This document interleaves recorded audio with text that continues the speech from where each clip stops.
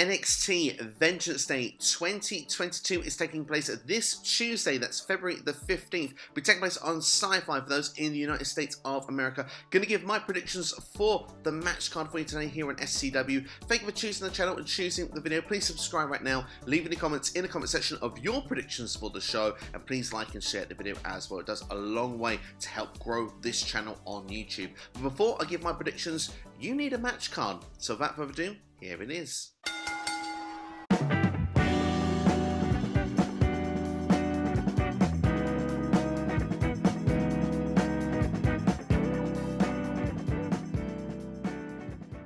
So that is the match card for you. Let's get straight with the first match and to give the predictions for you. Going to start off with the Dusty Cup Finals for you. That's right, the Dusty Rhodes Tag Team Classic for the men. We've got the Creed brothers in there against MSK. Two worthy teams in the final. What I really like about these two teams being in the final as well, both have had issues with the NXT Tag Team Champions Imperium. And of course, the winner here of the Dusty Cup will go on to get a Tag Team Championship opportunity.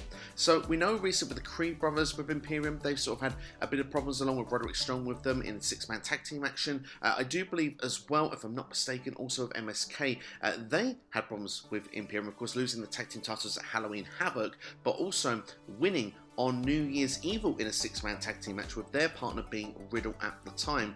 For me, this kind of felt as we've got MSK that got a one-upsmanship on Imperium at that point.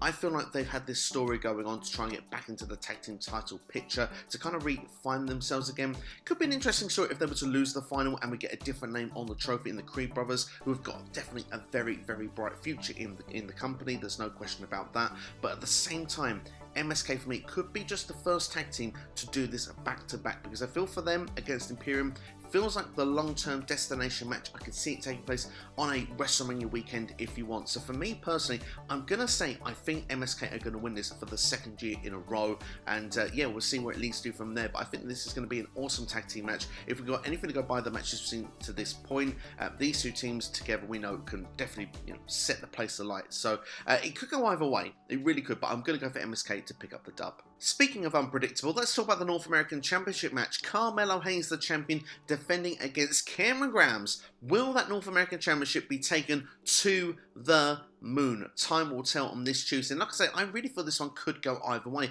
Carmelo Hayes has been a fantastic North American champion. In fact, he even unified that championship with the Cruiserweight Championship not so long ago. Carmelo is the guy right now. I really feel that in NXT, he just puts performances head and shoulders almost above the rest. He feels like a standout performer and he impresses me each and every time I see him in the ring. And I just believe the future for him is so bright in NXT 2.0 and when eventually he makes his jump to Raw or SmackDown in perhaps what could even be the very near future. We'll have to wait and see. But with Cameron Grimes, more seasoned, more veteran, this character now is missing a championship. That's pretty much the name of the game. Cameron Grimes, as he said, he's got the money, he's got the fortune if you want, but he would trade it all in. He'd go back to his roots just to say he was the North American champion, and I like that. And I wonder if that's going to play into a further storyline here. Maybe this match is not one and done. That sort of makes me think, could this be a way that Cameron Grimes could perhaps lose his fortune trying to get a rematch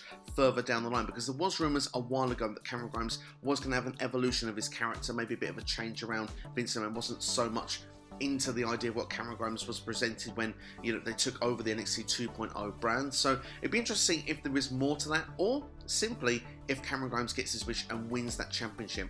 This feels like to me it could be the vibes of a mid-90s feud of Jeff Jarrett and Razor Ramon, where the championship went backwards and forwards and there was multiple matches between the two. I can see this being the first of many matches, but for me to stick out a prediction, I'm gonna say Carmelo Hayes to retain here, and I think this could lead to something where Cameron Grimes may put something on the line to try and get a rematch further down the line. I think Trick Williams could be someone that could be very critical in this match, because let's not forget, he'll be at ringside, he'll be watching Carmelo's back, and if he's not sent away by the referee, I can see him perhaps playing a pivotal role in making sure that Carmelo retains. Next, let's talk about the Women's Tag Team Championship. Of course, we've got the champions Toxic Attraction of JC Jane and Gigi Dolan taking on Persia Pirotta as well as Indi Hartwell, the two Aussies going for the championships. The interesting part here is that Pirotta seems to have the hots for Duke Hudson, but we haven't seen a picture of Duke Hudson and Indi Hartwell hanging out together, and also interestingly Duke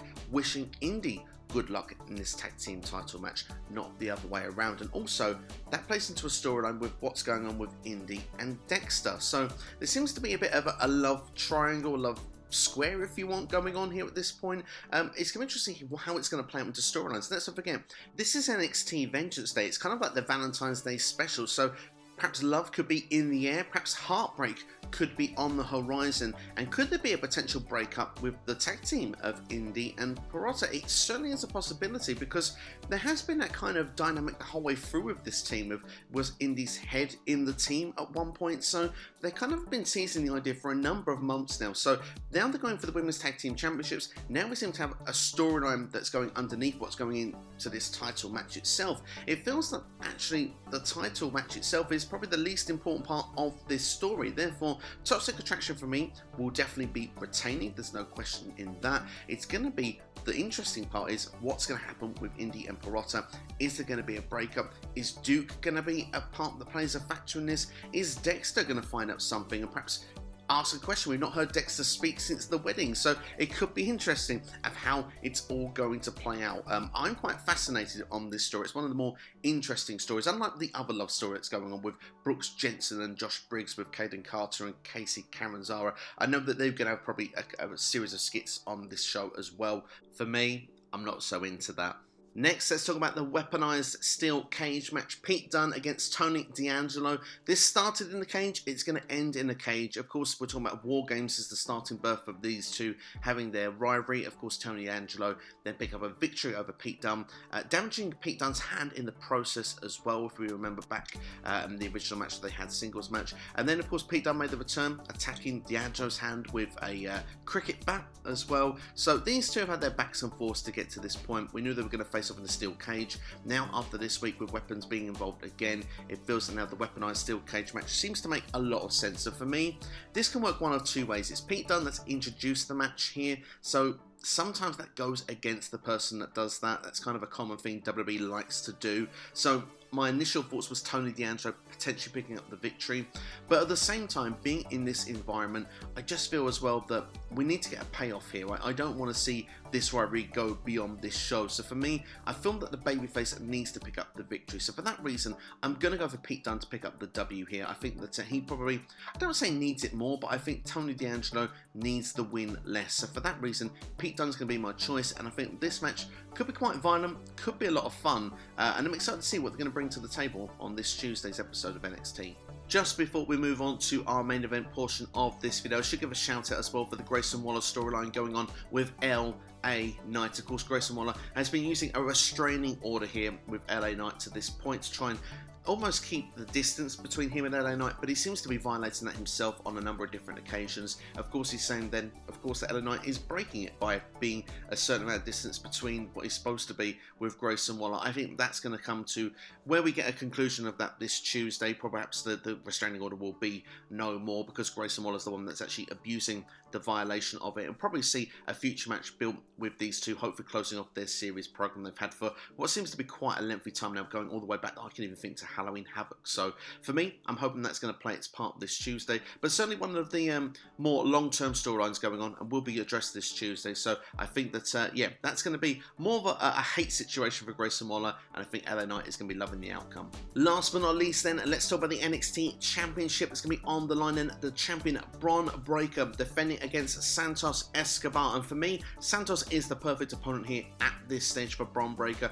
Someone that's a veteran, someone that knows the ropes, someone that is credible in the role as well as #1 contender, someone that should be towards the main event picture in NXT for a long time already. I'm surprised he's only even finally getting that opportunity. Seems to be always been in and around that mid-card area. But for me, Santos Escobar, like I say, is the perfect challenger, but he's also the perfect person to be defeated by Bron Breakker and put some credibility on that championship run. Bron Breakker's not long been the NXT champion here. He won it at New Year's Evil. He won it from Tommaso Ciampa. And of course, since then, Legado has been the feud. And it looks like long-term, a feud could actually be there with Dolph Ziggler as well. Someone could be quite handy for Bron Breakker to get another notch on the belt as well, picking up a win against a seasoned veteran. Bron Breakker, for me, is going to be a long-term NXT champion. So this one doesn't need to go into too much detail. I cannot see anything but a retaining of that championship for Bron Breakker. And I think this match is going to be awesome between these two. Like I say, this is not going to be someone that Bron Breakker's going to be taking on that's a bit green and sort of been thrown into the top of the picture, almost arguably like he was. But Bron is ready. Bron is game face ready. He can be someone like the Goldberg of this generation, of going through superstar after superstar, victory after victory. He's kind of got that intensity, that power, and he's also, he is a Steiner end of the day. He's the perfect blend of Rick and Scott as well when you see him in ring performing. So for me personally, Bron Breakker's going to pick up the victory. I would say perhaps not as dominant as maybe some of his other matches have been, but certainly he is ready from prime for this spot. And yeah, I think this could be a show-stealing match on Tuesday between these two. And I look forward to seeing where it's going to go next with him and potentially Dolph Ziggler, if Dolph isn't taken on Ciampa at some point in the near future as well. But that's my thoughts then going into Vengeance Day NXT this Tuesday. Of course, that's my predictions. Let me know your predictions down in the comments below. Please like the video, share the video as well. It's very important to like the video if you've enjoyed it as well. Particularly helps the channel grow, helps spread the word of SCW. Perhaps someone that isn't aware of this channel just might find it by the fact that you've put a like and a comment on this video. So I really appreciate if you could do that and let me know some of the people you think will be winning this Tuesday evening. But that's all for me. Go and check out these other videos on the side of your screen right now, and go and check out as well the latest live Q&A. SCW Live was back. It was yesterday, so make sure you go and check that out, and more videos will be dropping out over the weekend. Take care, all the best, enjoy the rest of your day. You've been watching SCW here on YouTube.